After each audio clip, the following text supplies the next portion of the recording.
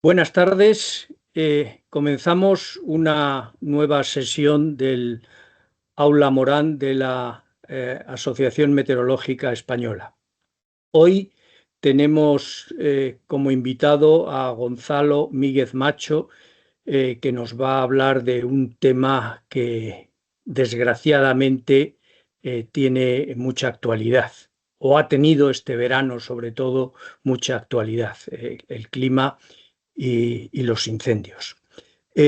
Gonzalo es licenciado en física por la Universidad de Santiago de Compostela, se doctoró en meteorología por la Universidad de Utah y trabajó como investigador postdoc en la Universidad Rutgers de New Jersey. Sus principales intereses y su principal investigación siempre se ha movido alrededor de los modelos, fundamentalmente regionales, pero no solo, y sobre todo la modelización del suelo, de la vegetación, la interacción de suelo y vegetación con la atmósfera, modelos hidrológicos, todo lo que tiene que ver con la superficie terrestre en el marco de los modelos.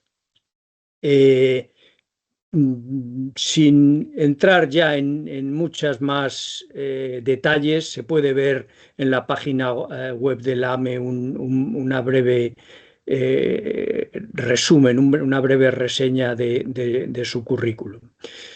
Antes de empezar, voy a recordar, como hacemos siempre, que por temas de privacidad, la cámara y el micro que se habilitarán para la parte de preguntas y discusión al final, pues podrá optar cada uno por usar lo que quiera.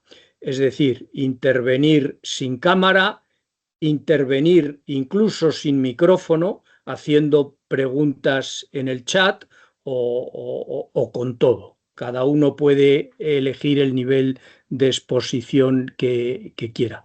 Digo esto porque el vídeo, esta sesión se graba, se subirá al canal de YouTube al final, esta tarde o mañana, al canal de la Asociación Meteorológica Española, y estará disponible para su visionado por quien quiera. Y nada más, dicho esto, vamos rápidamente con Gonzalo y su exposición sobre clima e incendios. Adelante, Gonzalo. Gracias, Ernesto. Quiero primero agradecer a la AME el haberme invitado a dar esta charla y a los que están presentes o a los que lo verán por ver. Yo voy a hablar de clima y de incendios, de la relación entre el clima y los incendios forestales. Y la primera pregunta que nos haríamos como meteorólogos, porque la voy a hacer la charla desde el punto de vista de los meteorólogos, no desde el punto de vista de los que trabajan en forestal, ¿no? Es cómo influye la meteorología, cómo influye las condiciones atmosféricas, el tiempo, tanto en un día dado como en escalas más largas en los incendios. Y para eso pongo aquí la ecuación de Rothermel, que es la ecuación que se suele usar o que se usa muy frecuentemente para estimar la velocidad de propagación de los incendios. Es una ecuación empírica. Y la R lo que produce es la rate of spread, la velocidad de propagación de los incendios. Tiene un numerador y un denominador. En el numerador está la fuente de calor para la combustión, que proviene del fuego que está ardiendo y que se debe transmitir al fuego, a la parte de combustible, a la parte que todavía no está ardiendo. Y en la parte del denominador está el sumidero de calor, o sea, la cantidad de calor que hace falta para poner el combustible que no está ardiendo en ignición.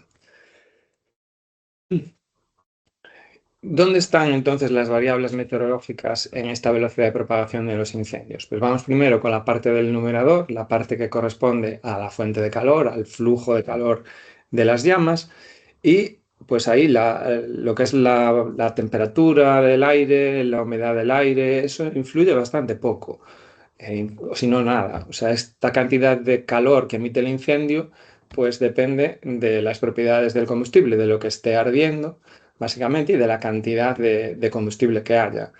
Las variables meteorológicas solamente pues, influyen directamente a través de lo que sería el viento, porque el viento lo que hace es tumbar las llamas y al tumbar la llama, como se ve aquí o como se ve aquí, el flujo de calor no solamente proviene en la dirección horizontal, sino que también hay un flujo de calor en la dirección vertical.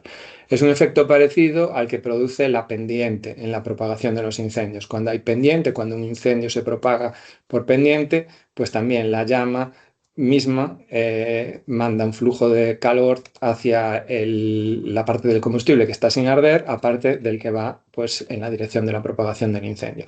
Entonces, realmente, directamente en lo que sería la parte del numerador, solamente está el viento.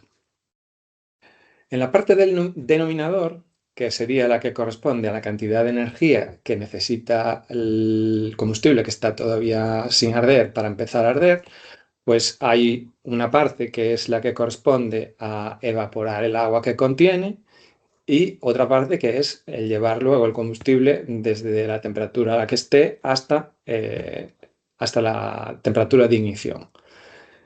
El que el combustible esté a 30 o 40 grados, o sea, que, pues, porque la temperatura del ambiente sea esa, realmente es poco relevante porque la temperatura de ignición es varios cientos de grados y entonces esos pocos grados de diferencia que haya en la temperatura a la que esté la madera hace muy poca diferencia. Las variables meteorológicas realmente en donde influyen es en la cantidad de agua, la cantidad de humedad que contiene el combustible. Tanto los combustibles muertos, o sea, la madera que está ya muerta, seca, no seca, muerta en el suelo, como los combustibles vivos, la vegetación que todavía está viva. Entonces es aquí realmente donde van a influir la temperatura y la humedad, las variables meteorológicas. Y para ilustrar este punto, pues tengo aquí unos ejemplos de observaciones de la variación de la humedad de la madera en combustibles pequeños, que son los combustibles en los que la humedad reacciona con tiempos relativamente cortos. Por ejemplo, esto está hecho viendo lo que ocurre con unos bastones que tienen 1 centímetro y 1,30 centímetros de grosor.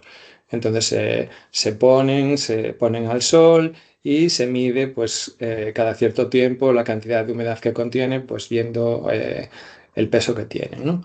Entonces veis que estos combustibles relativamente pequeños presentan una variabilidad de la humedad que contienen que refleja el ciclo diario.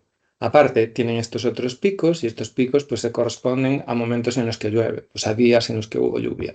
Pero cuando no hay lluvia, cuando no hay una fuente directa de agua, la madera absorbe humedad del aire que está alrededor y la suelta dependiendo pues, de las condiciones de la humedad relativa que haya en el aire que lo rodea. Entonces, por la noche, la humedad relativa aumenta y eso hace aumentar la humedad de la madera. Eso es lo que hace que por la noche los incendios se propaguen más lentamente, pues porque la humedad que todavía no ha ardido está más húmeda, contiene mayor cantidad de humedad y hace falta más energía para hacerla empezar a arder, mientras que por el día la humedad se pierde, si el combustible este más pequeño se seca y entonces hace falta menos energía para que empiece a arder. Entonces, estos combustibles pequeños presentan este ciclo diario y a medida que los combustibles se van haciendo más grandes, que los trozos de madera muerta se van haciendo más grandes, pues el ciclo se va haciendo cada vez más atenuado. De manera que hay combustibles que tienen ciclos caracterizados por periodos de 100 horas o de 1000 horas, o incluso de toda la estación y de todo el año, ¿no? Entonces, la humedad del combustible, sobre todo de estos combustibles más pequeños, varía con las condiciones diarias, con el tiempo, y la humedad de los combustibles más grandes con las condiciones asociadas al clima. Aquí vemos, por ejemplo, en este cálculo así un poco teórico que hicimos, pues vemos cómo cambia la velocidad de propagación frente a la propagación que habría en condiciones en las que el combustible estuviera completamente seco, que sería lo que sería aquí el 1, y en condiciones en las que se van aumentando la cantidad del combustible. Y veis cómo la velocidad de propagación, a medida que aumenta la cantidad de humedad que contiene ese combustible, decrece muy rápidamente. Entonces es un factor que tiene una influencia bastante grande. Y estas variaciones diarias, que a lo mejor son de un 10%, pues tienen un 10% en esta escala, pues veis que puede tener una influencia muy grande en la velocidad de propagación. Entonces, a la respuesta a la pregunta que veíamos, ¿cómo influye las condiciones atmosféricas en la propagación de incendios? Pues por un lado, las condiciones del tiempo, las condiciones del día a día, influyen en esto, en la humedad de la madera de los combustibles más pequeños.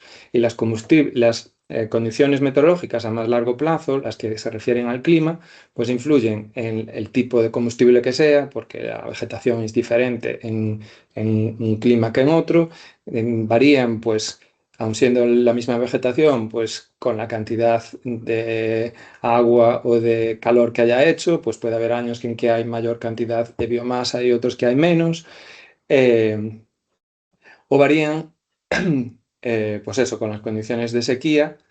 Para el mismo tipo de vegetación, pues con las condiciones de sequía a más largo plazo, pues también varían, ¿no?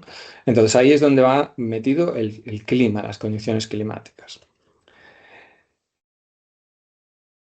Si vemos ahora la incidencia de incendios, pues lo que queremos ver ahora es cómo se relaciona la incidencia de incendios con esas condiciones climáticas, ¿no? En las que dan lugar a condiciones favorables para la propagación de incendios.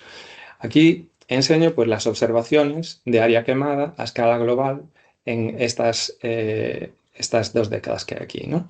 Desde 1996 a 2016. Entonces veis un poco la distribución global y la distribución temporal, aparece aquí, pues a escala de mes, de los incendios a escala, ya digo, global. Y aquí debajo, pues las condiciones atmosféricas relevantes, las condiciones climáticas relevantes asociadas a esos incendios. Aquí por un lado tenemos el porcentaje de precipitación mensual en la estación de incendios, en los momentos en los que se producen incendios, y lo que vemos es que, por ejemplo, en estas zonas tropicales, los incendios ocurren cuando el porcentaje de precipitación de esos meses es muy pequeño, es decir, son climas que tienen estación seca, que tienen unos meses en los que hay muy poca precipitación y otros en los que hay mucha más. Y en las latitudes más altas, pues en las latitudes más hacia los polos, las latitudes boreales, donde también hay muchos incendios forestales, pues esos incendios ocurren en la estación en la que hace mucho calor. No necesariamente tiene que ser la estación seca, porque en estos climas la estación seca no es la estación que hace más calor, pero sí tiene que ser la estación en la que hay una temperatura lo suficientemente elevada como para que se puedan producir los incendios. Y en las zonas intermedias, en las zonas templadas más hacia el sur, los incendios ocurren en los lugares en los que la estación seca corresponde con la estación cálida, que son los climas mediterráneos, ¿no? Usando un procedimiento similar al que se usa en la clasificación climática de Köppen-Geiger, que está basada en intentar reproducir la distribución de los biomas de la vegetación a escala global usando variables meteorológicas simples, como es la temperatura media, la temperatura máxima media, la temperatura mínima media, la precipitación, la distribución de la precipitación. Pues ya digo, usando un razonamiento similar y examinando los puntos en los que hay incendios y viendo los puntos en los que no hay incendios dentro de las mismas zonas climáticas generales, intentamos distinguir cuáles son las características de esas variables meteorológicas que van asociadas a los incendios. Y con ese procedimiento obtenemos este mapa de distribución de las zonas propensas o de los climas propensos a incendios, que ya digo, está basado solamente en variables meteorológicas, en variables climáticas, y vemos que se aproxima bastante bien a la distribución que se observa de incendios. Y eso es porque en los lugares en los que hay un clima propenso a incendios, es prácticamente asegurado que va a haber incendios. No podemos asegurar con este procedimiento ni la frecuencia ni la cantidad de área quemada que pueda haber. Pero sí lo que podemos ver es que hay esa relación bastante directa entre lo que es el clima y lo que son los incendios. Es muy fácil predecir usando simplemente variables meteorológicas, variables atmosféricas, dónde se producen los incendios. Y eso es porque hay esa relación, ya sea por causas naturales o por causas no naturales, por accidentes o porque se queme a propósito. En los lugares en los que el clima es propicio a incendios, es prácticamente asegurado que va a hacer incendios, que vaya a haber incendios. Entonces, en esta clasificación que nosotros hicimos, podéis también ver en gradación de colores, pues un poco en los lugares donde esa propensión es mayor, donde las condiciones favorables a incendios serán con mayor frecuencia, y eso es en las zonas que están en oscuro. Entonces, en los trópicos, en los climas tropicales, los incendios ocurren en la estación seca. Son climas que tienen estación seca y estación húmeda, y los incendios van a ocurrir en la estación seca. En los climas áridos, la cosa es un poco más, como diríamos, enrevesada, si se me permite usar la palabra, porque ahí los incendios ocurren dependiendo de la cantidad de combustible. Están muy limitados a la cantidad de combustible. El clima es seco en todo el tiempo, entonces va a depender de cuándo hay combustible suficiente para que arda, ¿no? En los climas templados de latitudes medias corresponden a los climas que tienen estación seca y cálida coincidente, que son los climas mediterráneos, que son los que aparecen aquí en colores más oscuros, y en los climas boreales eso ocurre en la estación cálida, en lo que sería el verano. Entonces, con estas letras que están aquí se diferencia un poco pues, la frecuencia con que se dan estos incendios. Y pongo aquí para comparar eh, la clasificación de Copenhague de climas agrupada por zonas con poco estrés para la vegetación, con estrés estacional y con estrés permanente, para que se vea un poco la correspondencia con el estrés de la vegetación, que al final es nada más que una integral entre temperatura y precipitación, y cómo se corresponde pues, con esa propensión a tener incendios en los diferentes climas. De esa misma clasificación que hicimos, pues podemos inferir cuánta es la duración de las condiciones con propensión a incendios, y así obtenemos este mapa de aquí y vemos pues que en estas zonas tropicales donde la estación seca ocupa unos cuantos meses al año, pues la estación de incendios también es bastante larga. En los climas más al norte, la estación de incendios ocupa solamente el verano, ¿no? Porque solamente es la estación donde hace suficientemente calor. Y las condiciones recurrentes también vemos que corresponden a las zonas donde tienen mayor frecuencia de registrar condiciones favorables a incendios, son las que suelen corresponder a las zonas donde más incendios hay. Como tenemos ahora una clasificación hecha basada puramente en variables atmosféricas, podemos calcular cómo van a variar estas zonas de propensión a incendios, que ya digo que además corresponden con las zonas donde ocurren los incendios, en el futuro. Entonces, para eso usamos usamos proyecciones de los modelos para un escenario RCP C8,5, que sería un poco el caso peor, ¿no? El caso de calentamiento peor. Y usamos pues, los modelos del CMPI 5, porque esto lo hicimos ya en 2022, todavía no estaban disponibles los del CMPI 6. Entonces aquí enseño un poco lo que prevén los modelos en cuanto al cambio de precipitación anual y lo que prevén en cuanto al cambio de temperatura anual. El cambio de precipitación anual, pues no sé cómo de fiable será, porque de momento algunas de las cosas que aparecen aquí no se observan, ¿no? Claramente, como esta reducción que se ve aquí en la precipitación en el sur de Europa, eso no se observa. No se ve esa tendencia, por lo menos, así que dé lugar a este cambio tan grande que se ve aquí después a finales de siglo, ¿no? Pero bueno, el cambio de la temperatura, por lo menos de la temperatura media anual, sí que puede ser bastante plausible y es bastante semejante a la dirección en la que se va ahora, ¿no? Por lo menos en buena parte del mundo. Aquí enseño también un poco las diferencias estacionales que enseñan los modelos y esto las diferencias en precipitación. Y enseño esto porque es importante para lo que voy a decir después, que es enseñar cómo es el cambio en esa distribución de las zonas propensas a incendios en el futuro. Entonces, lo que vemos en este mapa de abajo, este mapa de arriba es el que enseñé antes, y el mapa de abajo es cómo cambiarían esas zonas propensas a incendios calculadas con los umbrales que vimos para el clima presente, que están guiados por el área quemada observada hasta en la actualidad, cómo cambiarían con los cambios que prevén los modelos para el futuro. Aquí en gris aparecen las zonas en las que los modelos no están todos de acuerdo, en los que no hay un suficiente acuerdo, por lo que es incierto lo que va a pasar ahí. Pero las otras zonas que aparecen en color son las zonas en las que los demás, en las que los modelos están de acuerdo en lo que va a pasar, ¿no? Entonces vemos que el cambio más notable es en la zona propensa a incendios en las latitudes boreales.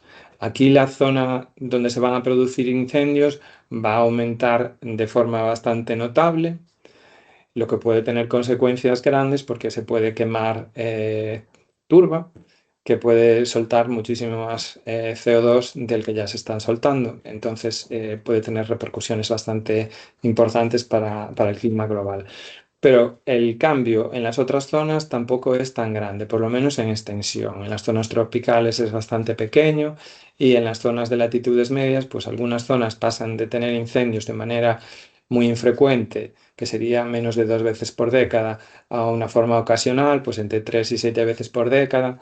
Pues, por ejemplo, aquí en zonas de Francia o en zonas que están un poco más al norte, aquí en el Mediterráneo y el Mar Negro.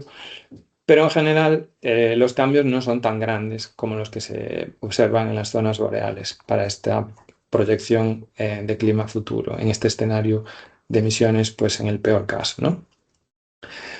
La variación en la estación de incendios sí que se verá aumentada en la mayor parte de las zonas, aunque la zona propensa a incendios no cambie, sí que va a aumentar el periodo en el que se producen los incendios. Eso es un poco lo que enseña esta figura de aquí.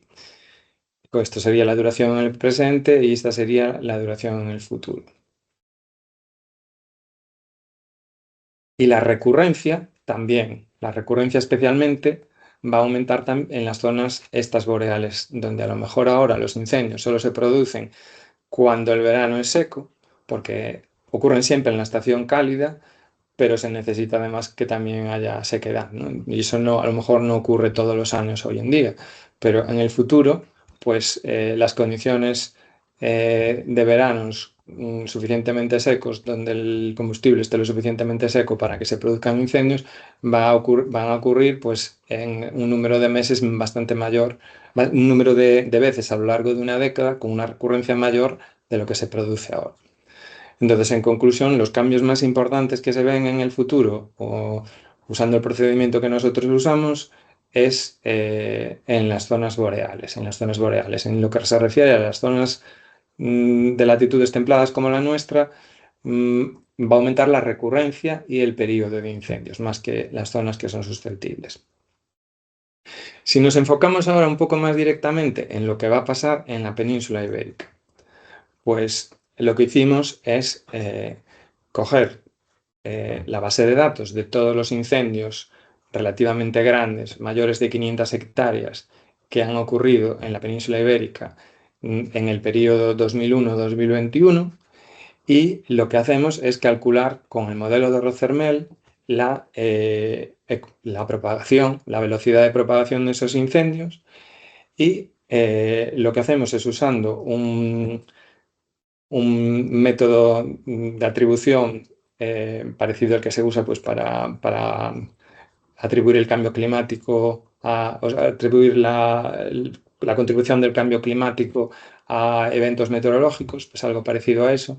Lo que hacemos es perturbar las condiciones en las que ocurrieron estos incendios que obtenemos de ERA 5 con las proyecciones de los modelos. Primero usamos lo que dicen los modelos que ha cambiado el clima desde la era preindustrial, cogemos las simulaciones con las condiciones preindustriales para el presente y vemos pues el cambio que se ha producido desde la era preindustrial y entonces lo añadimos o lo quitamos en las condiciones de ERA 5 para los incendios que se han observado realmente y vemos cómo cambia la velocidad de propagación.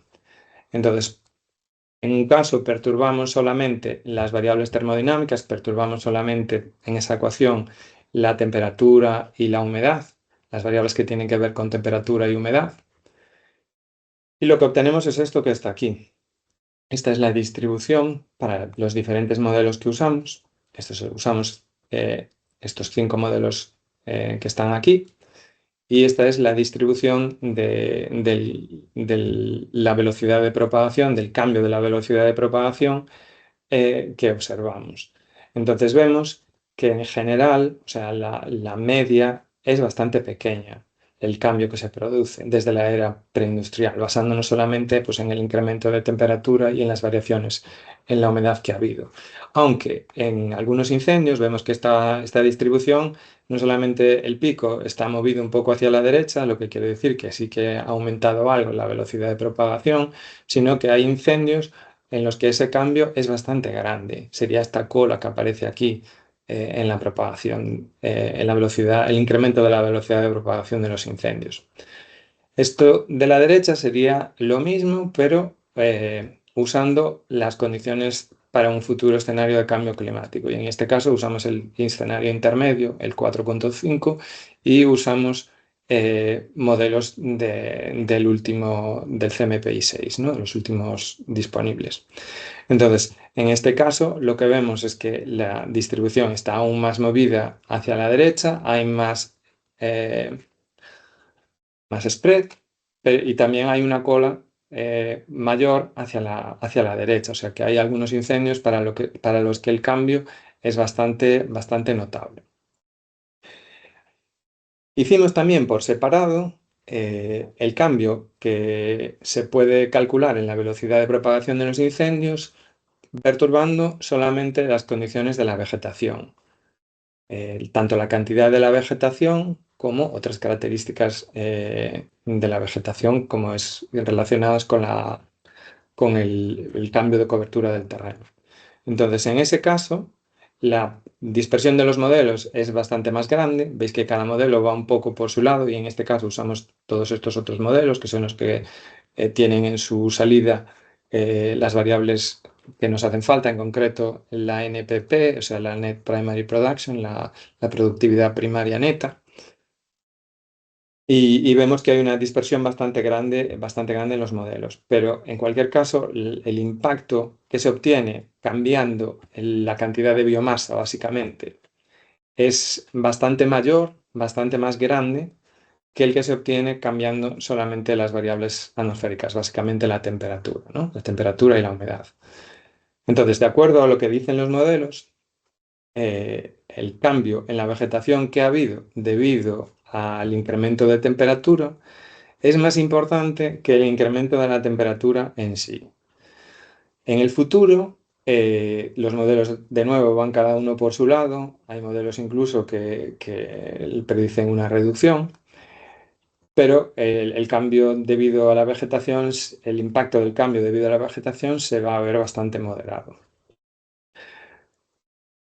Podemos intentar distinguir un poco la parte que corresponde a los cambios en la biomasa de los cambios en lo que sería la cobertura del terreno, porque también hay simulaciones de los modelos, por lo menos para el periodo histórico, en el que se mantienen las condiciones de cobertura constantes, y entonces podemos hacer un experimento, o sea, un cálculo en el que solamente perturbamos esa característica y no la cantidad de biomasa. Y vemos que realmente el efecto más importante no es por el cambio que ha habido en la cobertura del terreno desde la cobertura de la cantidad de vegetación desde el principio de la era industrial, sino realmente en el mayor crecimiento de la vegetación, en la mayor cantidad de productividad, en la mayor cantidad de biomasa debido al calentamiento global que ya se ha observado. Pero claro, todo esto es basándonos en lo que dicen los modelos, tanto que ha pasado como que va a pasar. Y aquí enseño lo mismo que hice antes para tener un poco de perspectiva sobre lo realista o no que es lo que podemos decir, de lo que los modelos simulan como cambio en la temperatura desde la era preindustrial hasta el presente y lo que simulan para el futuro. Este cambio, veis que es bastante homogéneo, es la media de todos los modelos y pues está dentro del rango de lo que se observa. O sea que yo a esto le daría una credibilidad bastante grande. Y a lo que dije antes sobre el incremento en la velocidad de propagación que se ha experimentado o que se puede calcular que se ha experimentado desde la era preindustrial debido al aumento de temperatura observado, yo le daría una credibilidad relativamente grande. No así a los cambios que se ven en la vegetación, porque esto es lo que los modelos simulan como cambio habido en la vegetación desde la era preindustrial debido al calentamiento global observado. Entonces, concretamente en España, veis que hay unos incrementos de productividad enormes aquí en la zona mediterránea que yo no sé hasta qué punto son realistas. Lo que podemos un poco deducir de lo que enseñé antes es que realmente la velocidad de propagación de los incendios es bastante sensible a este parámetro, a la cantidad de biomasa que hay, tanto o más que lo que es al aumento de temperatura de 1 grado o de unos pocos, de una cantidad relativamente pequeña de temperatura. Entonces, esto es algo que hay que tener en cuenta, que la cantidad de biomasa pues tiene una influencia bastante grande en lo que sería la propagación de los incendios. Y como comentaré más tarde, eso es algo que a lo mejor podemos ver un poco en lo que ha ocurrido este año. Entonces, aquí enseño un poco la distribución espacial. Veíamos que en los incendios que se han producido, hay en algunos, los que estaban en la cola esta hacia la derecha de la distribución, en los que ese aumento de la velocidad de propagación ha sido más acentuado. Y esos incendios corresponden a los que se producen en esta zona, aquí, en el sur de Galicia y en el norte de Portugal, porque vemos que en el resto de España, en el resto de Portugal también, en el resto de la península, el impacto del el aumento de temperatura observado hasta el momento es relativamente pequeño, es entre 0 y 5%, es un aumento bastante modesto. Sin embargo, no lo es así en esta zona de aquí. Y esta zona de aquí es precisamente la zona donde más incendios hay. Entonces, tanto en lo observado como en las predicciones futuras, es la zona donde la temperatura, el incremento de la temperatura, tiene una influencia mayor en el aumento de la propagación de los incendios. Y eso tiene que ver un poco, pues, con las características del clima que hay aquí. Este es un clima que es muy húmedo en la mayor parte del año, excepto en el verano. Hay una estación seca que va aumentando a medida que vamos hacia el sur y la longitud de esa estación seca es la que puede hacer aumentar el estrés de la vegetación y la sequedad de la vegetación, de una vegetación que ya es bastante abundante debido a la gran cantidad de agua que hay en el invierno, que hay agua suficiente, como para que produzca un aumento muy pronunciado en las condiciones de que se produzcan, favorables a que se produzcan incendios.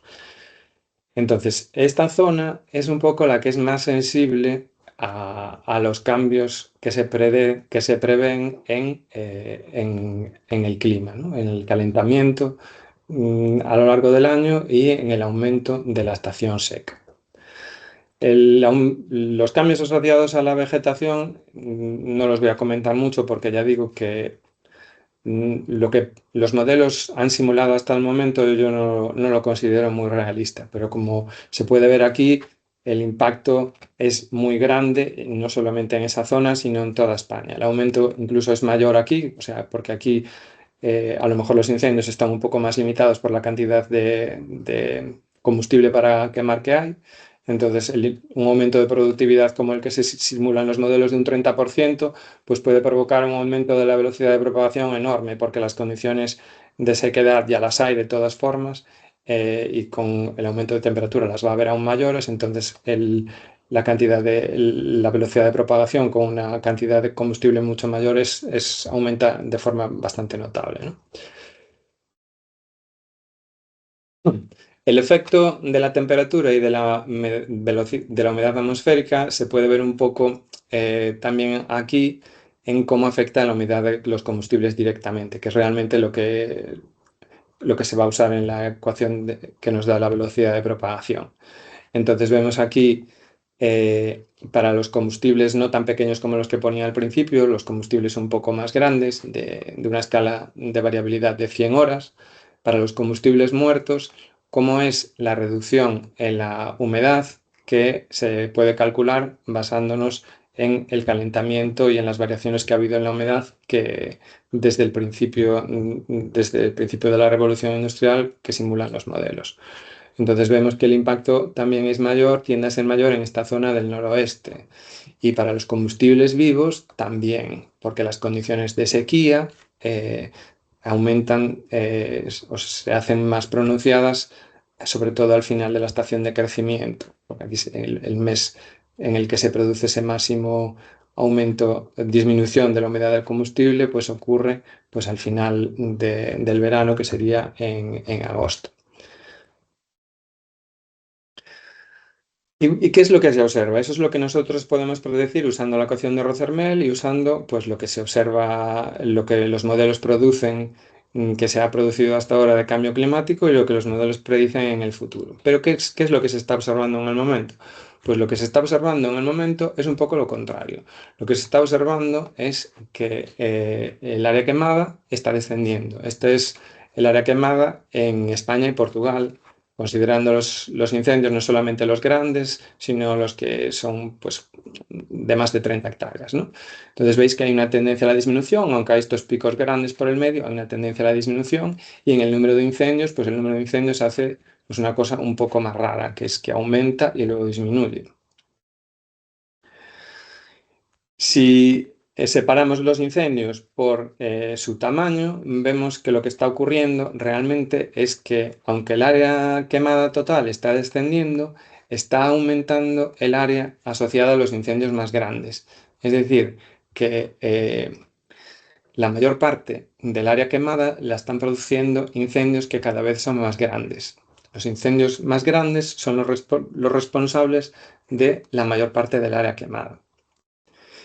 Y eso se puede observar un poco en lo que ha ocurrido en Galicia, y lo voy a ejemplificar aquí primero con esta gráfica que enseña la evolución del área quemada y el número de fuegos en Galicia desde 1976, para ilustrar un poco que mirar estas tendencias en estas series es un poco problemático, porque hay otros factores aquí que influyen bastante y que pueden oscurecer las tendencias asociadas a lo que pueda ser el cambio en el clima. Pues, por ejemplo, aquí veis que hay una discontinuidad muy grande en 1989, después de este pico enorme de 200.000 hectáreas, y esta discontinuidad viene pues, de que a partir de aquí se tomaron los incendios un poco más en serio. Bueno, a partir de aquí fue cuando empezó la autonomía, se compraron aviones y métodos mejores se invirtió más en apagar incendios, y eso pues hace que el número de incendios a partir de aquí se reduzca notablemente. Hay otro cambio, a lo mejor que no se percibe tanto, que ocurre en 2006, pero sí no se percibe a lo mejor en el área quemada, pero sí en el número de incendios, que este fue otro año de una gran cantidad de incendios. Pues a partir de aquí también las medidas de prevención, las medidas sobre todo de evitar que se hagan quemas de rastrojos y cosas así, y la concienciación del público pues aumentó bastante, y por eso disminuye el número de incendios. Entonces realmente en una serie así larga las tendencias no siempre son debidas a lo que es el clima. Las tendencias en lo que es el clima habría que verlas pues a lo mejor en la zona que es más homogénea, que sería esta de los últimos años, y aquí vemos que hay unos picos. El pico de este año estaría pues más o menos por aquí. Sería un pico comparable a los que había anteriores a 1989. ¿Y qué es lo que hace este pico tan grande? ¿Qué características hay en el clima de este año, o sea, en el tiempo que hizo este año, que pueden justificar esto frente a los otros picos que hay aquí? Pues enseño un poco aquí la evolución de la temperatura en 16 estaciones significativas de Galicia. Estos están calculados, están hechas por Meteo Galicia, estas series. Y para los meses de junio, julio y agosto, y esto es la precipitación para junio, julio y agosto. Y escojo aquí 3 años, que son 2025, 2003 y 2022. 2025 es este, evidentemente. 2022 es el año anterior, el pico anterior, este que aparece aquí, este de aquí, de 2022. Y 2003 lo escojo porque es el año que tiene el mes de agosto más cálido de toda la serie, bastante más cálido que los demás. Entonces, la ola de calor de este año de agosto, la anomalía tan grande de calor de este año de agosto, es comparable o fue incluso un poco menor que la que ocurrió en 2003. Pero ¿por qué en 2003 el pico de incendios es así de pequeñito comparado con el que hay en 2022 o 2025? Pues porque si nos fijamos en las anomalías, 2025 tiene anomalías positivas aquí, aquí y aquí, o sea, en junio, julio y agosto, y de hecho en junio tiene la anomalía más cálida. 2022 no la tiene en junio, la tiene en julio y la tiene en agosto. Y 2003 la tiene en junio, pero no la tiene en julio y la tiene otra vez en agosto. En cuanto a la precipitación, 2025 están las barras las tres por debajo, hay anomalía negativa en los tres casos, mientras que en 2022 en el mes de junio fue húmedo, el mes de agosto no, el mes de julio no, el mes de agosto no, y 2003 el mes de junio no fue seco, el mes de julio fue bastante seco y luego el mes de agosto sí que fue más o menos normal. Entonces, lo que realmente hace de este año un año en el que las condiciones para producir incendio fueran tan favorables, pues es la sucesión de unos 3 meses en los que la temperatura fue bastante más alta de lo normal, especialmente en el mes de julio y en el mes de agosto, y que además fueron secos. Es un poco lo que veíamos que se espera que el cambio climático haya hecho o que vaya a hacer, ¿no? Que esta zona nuestra de Galicia es una zona que es bastante sensible a la extensión esta de la estación seca, porque al haber agua suficiente en la estación húmeda hay suficiente cantidad de combustible. Si el verano se prolonga y es mucho más cálido de lo normal, al final del verano las condiciones van a ser de combustible, mucho combustible, combustible seco, y eso es algo que hace que la velocidad de propagación y el riesgo de incendio aumente de manera bastante, bastante grande.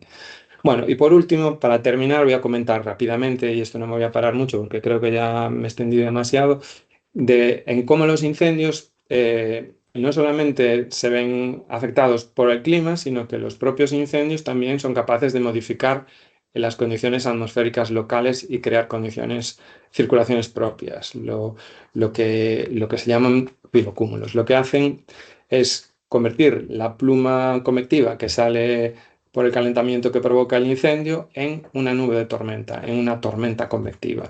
La tormenta convectiva, esta que crea el calor del incendio, pues luego crea condiciones muy difíciles de extinción del incendio y crea condiciones además favorables aún mayor para que se produzca una propagación más rápida del incendio debido al aumento de la velocidad del viento. Entonces aquí vemos un ejemplo de un pirocúmulo en un incendio muy grande que hubo en el Gran Cañón este año, que estuvo ardiendo casi un mes y pues quemó hasta el hotel que había en la cara norte del cañón. Y aquí vemos, por ejemplo, el pirocúmulo asociado al incendio este tan grande que hubo en Portugal en 2017, donde murió tanta gente y que fue directamente las víctimas debidas a un downburst, a la corriente descendente de la nube convectiva, vamos, del pirocúmulo que creó el incendio. Aquí vemos, incluso se puede ver aquí un radio asociado a ese pirocúmulo, ¿no? Y en los de este año también se observan pirocúmulos, en concreto en estos de aquí, del día 16 de agosto, este de aquí, del Arauco, que fue un incendio bastante grande, bastante difícil de apagar. Pues es un incendio donde el mismo fuego creó una tormenta y esas corrientes ascendentes, pues descendentes complicaron mucho las tareas de extinción. Nosotros también estudiamos, y ya digo que no me voy a parar muchísimo en esto porque no tengo tiempo, pero las condiciones en las que se requieren para que haya piroconvección, y lo que se requiere básicamente es que tiene que haber a la vez condiciones en superficie favorables a que haya incendios, es decir, tiene que haber condiciones de sequedad, tiene que haber, o sea, no puede estar lloviendo, tiene que haber las condiciones en superficie favorables a que haya incendio, combinado con condiciones de inestabilidad en la atmósfera suficientes como para producir tormenta. Nosotros eso lo evaluamos con un índice así relativamente sencillo, que es el índice K, y lo que podemos calcular usando el modelo meteorológico, voy a pasar directamente aquí, es cuál es el riesgo de que haya días en los que esas dos cosas coincidan en el presente y en el futuro. Y lo que observamos pues, es que ese riesgo de piroconvección va a ir aumentando a medida que vamos a un escenario de calentamiento global, pero no es tampoco un aumento exponencial. Entonces, por ejemplo, para España y para Portugal, pues el aumento a final de siglo pues es de unos cuantos días en los que el riesgo de piroconvección, es decir, el riesgo de que se produzca una tormenta en condiciones de incendio favorables en superficie lo suficientemente buenas, pues va a ir aumentando pues, a medida que el clima se va calentando. Y nada más. Aquí dejo las referencias por si quiere alguien leer un poco más sobre esto que acabo de contar. Esto es básicamente el trabajo de mi estudiante Martín Senande. Es él el que hizo todo el trabajo, que es su tesis doctoral, básicamente. Muy bien, pues ya está. Muy bien, muchas gracias, Gonzalo. Muy interesante todo lo que nos has contado. Y vamos a pasar a continuación a las preguntas de nuestra audiencia. Y mientras se animan, pues te voy a ir haciendo yo alguna. Aquí nos has contado muchas cosas desde el punto de vista de la climatología de incendios. Y al final has contado muy de pasada los incendios, la propia dinámica que generan los incendios, creando pirocúmulos, alterando la situación atmosférica. Un problema que es un desafío para muchas instituciones es cómo operacionalizar toda esta información que se sabe en tiempo real para tener recursos en los sitios en los que hay más peligro, hay más riesgo. Eh, Tú has hablado mm, del combustible. El combustible entiendo que se podría, y eso es algo que se ha hablado en AEMET, se podría estimar con información satelital. Todo lo que tiene que ver con el estado de la vegetación, pues índices como el Liferea Index o todo lo que tiene que ver con la humedad del suelo, que también afecta a la humedad del combustible de la vegetación, todo eso podría ayudar a hacer una mejor estimación de este peligro de incendios, además de la información puramente meteorológica, atmosférica. ¿Puedes comentar algo sobre esto? Sí, sí se pueden hacer cosas. Se pueden, y de hecho se hacen en otros países, se puede usar la información, pero no solamente del momento, sino de los meses pasados, y se puede intentar, pues todo esto es muy, muy experimental, se puede intentar usar pues esas variables que tienen que ver con la fenología de las plantas, que tienen que ver pues cuándo empieza la estación de crecimiento, lo larga que es. La humedad del suelo, eso es más difícil de observar. Como bien sabes, eso es mucho más difícil de Mm, observar, pero se puede intentar, y de hecho en el cálculo que nosotros hacemos aquí, lo hacemos sin tener en cuenta la humedad del suelo, teniendo en cuenta solamente el déficit de presión de vapor a lo largo de la estación de crecimiento, teniendo en cuenta la duración del día y teniendo en cuenta la temperatura mínima, se puede obtener un índice que se usa, que se llama Growing Season Index, a partir del cual se puede calcular la humedad del combustible vivo. Para la humedad del combustible muerto, pues nosotros aquí usamos un modelo numérico que integramos un mes antes de que se produzca el incendio, o sea, vemos el día que se produce el incendio, vamos un mes antes con las condiciones de ERA 5, pues hay un modelo numérico, está en una de las referencias, si alguien lo quiere ver, en la primera, de hecho, de donde enseñé las gráficas estas de la variabilidad de la humedad del combustible, donde calculan pues cómo varía la humedad del combustible basándose en estas variables meteorológicas y luego lo comprueban con datos experimentales. Entonces, sí que se pueden hacer cálculos tanto usando métodos numéricos como usando métodos empíricos simplemente con una ecuación que relacione diversas variables meteorológicas con las condiciones de la vegetación viva, pues un poco para intentar estimar para los diferentes biomas, y eso habría que aplicarlo a los diferentes biomas que hay en España, pues cuál sería las condiciones esas de la humedad de los combustibles vivos y de los combustibles muertos. Y también de la cantidad de combustible que hay, que eso sí que tiene razón, que es más difícil de ver. Yo intenté para esta presentación enseñar un poco cuál era la cantidad de combustibles que había este año en los incendios que hubo, ¿no? Porque el mes de junio, para mí, lo que ocurrió es que el mes de junio, al ser tan cálido, es el más cálido de la serie, creó una cantidad de biocombustible aquí en esta zona en Galicia enorme, porque al haber suficiente humedad, aquí realmente el limitante es la energía, es la temperatura.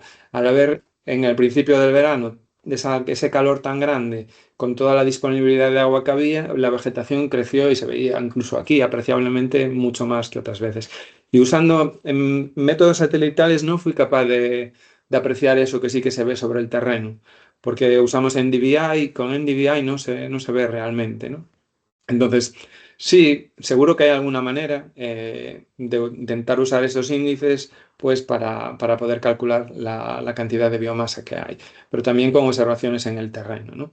No sé, hay muchas cosas que se hacen, pero las hacen los que trabajan en incendios. Aquí a lo mejor lo que falta es un poco de comunicación con ellos, ¿no? Porque yo creo que hay gente que trabaja específicamente en incendios, que no son meteorólogos, que a lo mejor todo esto que estoy diciendo no les suena como algo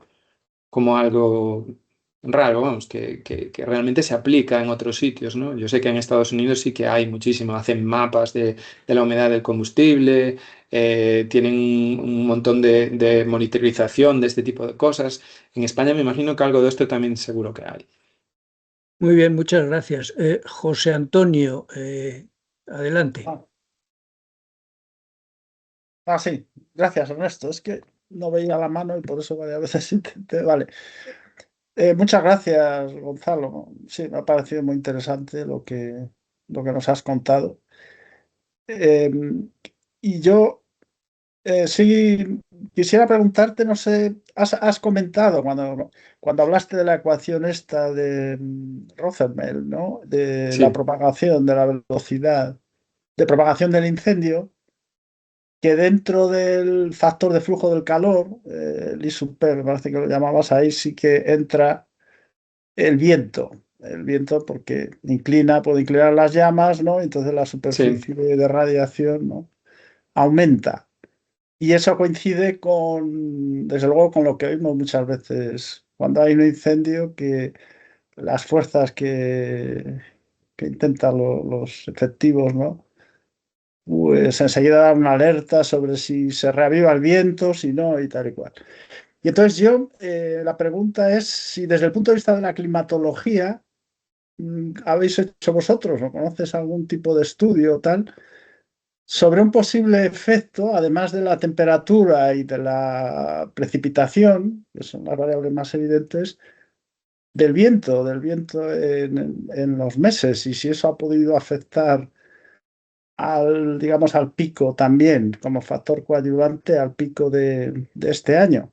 A ese respecto me eh, gustaría mencionar que José María Sánchez Laulé, es compañero nuestro, director de la revista Tiempo y Clima de la AME, ha escrito un artículo en el último número donde él pues lanza un poco la hipótesis de incluso del papel de un posible chorro en superficie dirigido hacia el norte, en la configuración de agosto, las ondas gravitatorias que especula que cuando se encuentran a sotavento en una cordillera, si el incendio es a sotavento, o sea, yendo desde dirección subnorte, que entonces la rotura de la estabilidad puede propiciar lo que él llama el volcado de las ondas gravitatorias, que todo eso desencadenaría una turbulencia más fuerte en la zona del incendio, en fin, activaría la propagación y también complicaría mucho las tareas de extinción. Bueno, esa es una idea, creo, también muy Sí, sí, interesante, sí. pero en cualquier caso, el papel en general del viento.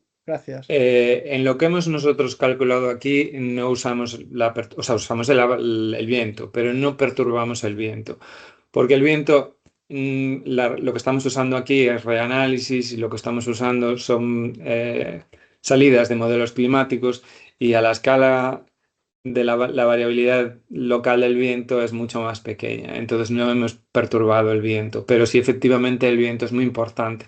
En estos incendios de este año ocurrieron en condiciones en las que el viento no era muy grande. Localmente sí lo podía ser cuando hay un pirocúmulo, por ejemplo, cuando el incendio da lugar a piroconvección, entonces sí que puede haber un efecto del viento, pero es un viento local generado por el propio incendio. El viento sinóptico en los incendios que hubo en este año, desde luego, era bastante flojo. No creo que fuera el factor aquí determinante. Gracias. Muy bien. ¿Más cuestiones? Sí, a ver, Clara, adelante. Sí, bueno, antes que nada, muchas gracias, Gonzalo, por tu presentación. Ha sido muy interesante. Y yo quería preguntar acerca de los modelos con los que predecíais el riesgo de piroconvección. Y bueno, a lo mejor es una pregunta un poco básica porque yo no, bueno, no he estudiado física y no soy física, pero sé que para que se produzca piroconvección es muy importante tanto el valor de VPD como la inestabilidad atmosférica, pero no sé de qué manera esta se puede traducir en variables que se puedan predecir. No sé si tenéis en cuenta solo la temperatura y la humedad relativa o si hay otras condiciones que se pueden tener en cuenta para ello. Nosotros usamos aquí como predictor este índice K, que es un índice que tiene en cuenta el perfil de temperatura y de humedad que hay en el lugar del incendio. Entonces, como ves aquí, es un índice bastante simple. Tiene en cuenta pues, la variación de la temperatura entre 850 hectopascales y 500, y la temperatura esta de TD es la temperatura de rocío, la temperatura del punto de rocío, que es donde va metida la humedad, pues también entre 850 y 700. Entonces, este índice tiene en cuenta pues, la variación de la temperatura, y esto es predecible, esto luego se puede obtener de un modelo. Los modelos de predicción que se usan para hacer la predicción del tiempo, los modelos numéricos, pues tienen todas estas variables y se pueden usar. Lo que tiene que ocurrir es que esto esté en combinación, o sea, que este índice sea lo suficientemente alto, o sea, que haya suficiente inestabilidad en la columna, tiene que estar combinado con el riesgo de incendio. Es decir, no puede llover, por ejemplo, no puede estar lloviendo, no puede ser... tiene que haber las condiciones de sequedad en superficie suficientes como para que se pueda producir el incendio, porque si no se produce el incendio ya no va a haber piroconvección de primeras, ¿no? Entonces, esa parte del riesgo en superficie es un poco lo que habría que ver, estimar, pero si se produce el incendio en estas condiciones, es bastante fácil que produzca piroconvección. Vale, muchas gracias. Muy bien, pues yo tengo aquí otra cuestión. Los ecólogos y muchos investigadores del mundo de la, de la biología insisten mucho en que los incendios son una parte de la evolución de los ecosistemas, o sea, es algo totalmente natural. Aquí, cuando hablamos de riesgo de incendios, desde el punto de vista de meteorología, siempre lo consideramos como algo a combatir, algo a intentar predecir, y esta comunidad pues lo ve como una parte natural de la dinámica de los ecosistemas. Lo mismo pasa con la vegetación.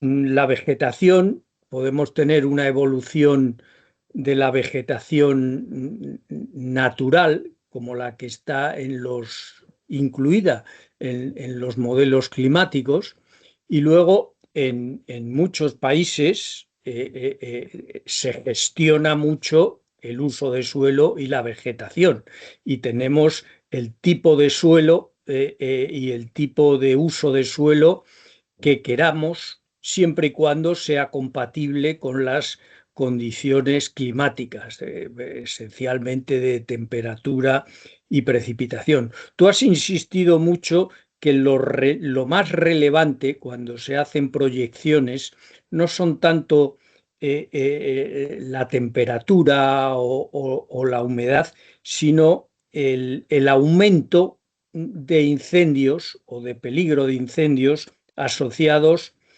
al aumento de vegetación en un mundo más cálido. Quería así que hicieses alguna reflexión general sobre estas cuestiones. Primero, que los incendios son parte de los ecosistemas, de la evolución de los ecosistemas.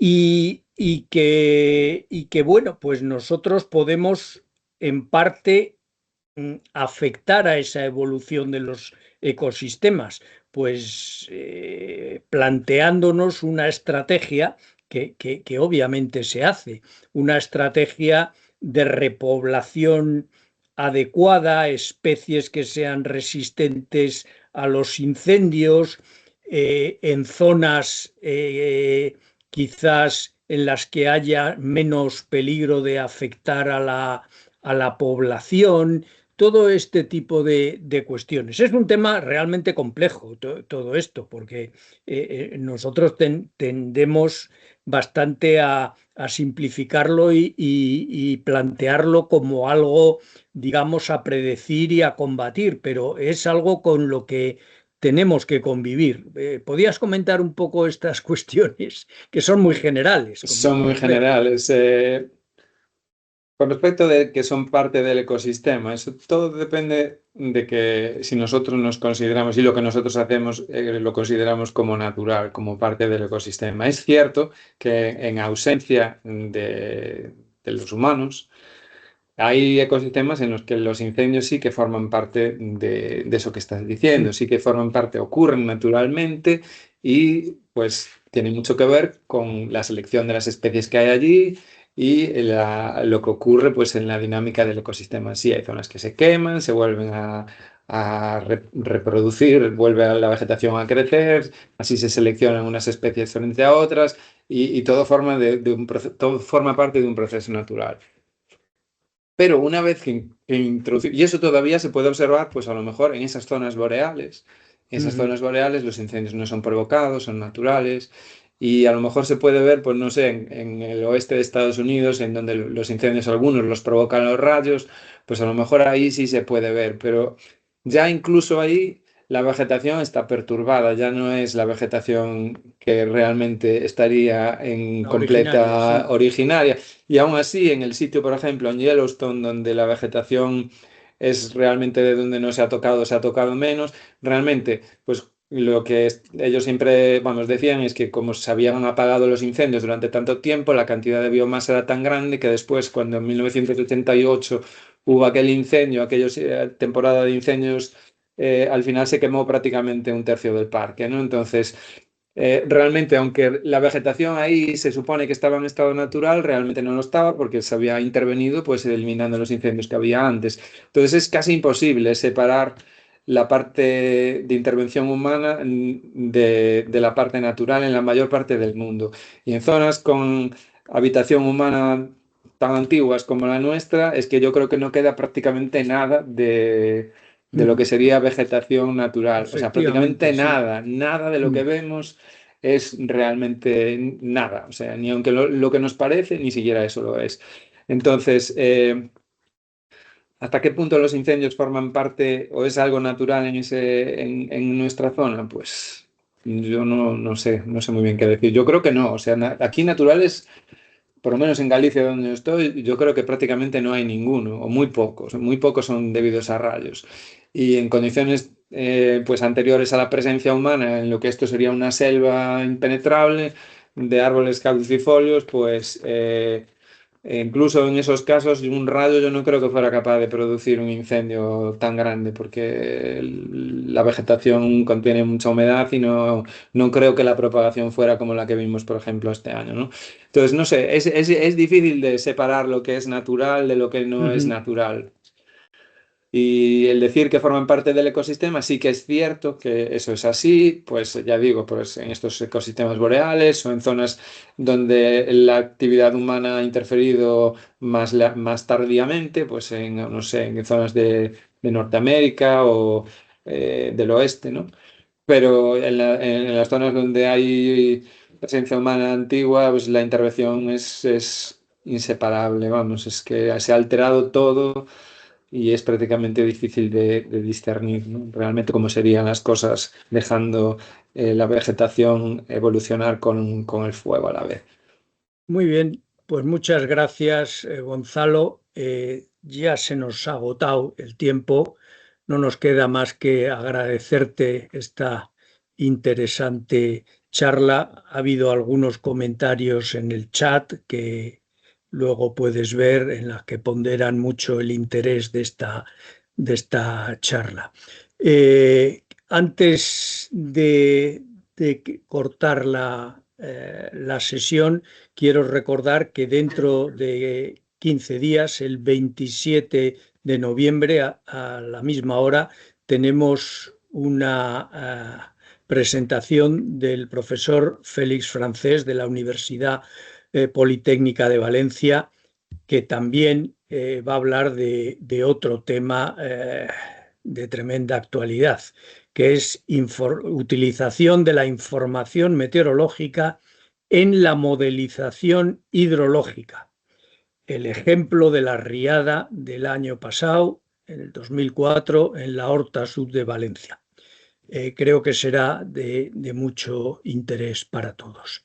Y nada más, muchas gracias a todos por vuestra asistencia y por vuestra participación, y a ti especialmente, Gonzalo. Y Hasta gracias a la vosotros. próxima. Adiós. Adiós.